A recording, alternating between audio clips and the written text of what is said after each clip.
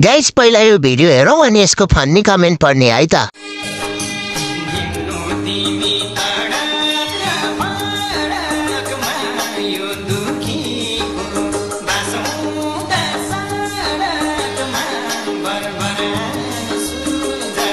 रुको जरा सबर करो। यो पहिला धान चाहिँ पढाउन सर्दै। अच्छा कुन दिन कुन चाहिँले रगत आउने गरी पेल्ने भई नानीलाई। यो लक्षण भनेको अब यसलाई डगी हान्ने बेला हो। बहिनी हामी तिम्रो काण्डको पर्खाइमा छौँ है।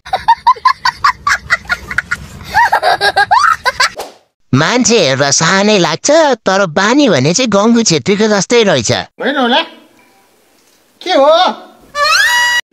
उसको दोष होइन यो, उमेर नै त्यस्तै हो। ऊ त गरम गरम हुन्छ। आप कहाँ के ज्ञानी बाबा? कला हुनेले कला देखाउने हो, नहुनेले चर्तिकाला देखाउने हो।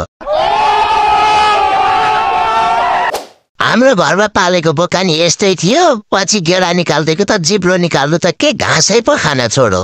खत्म। Bye bye tata good bye.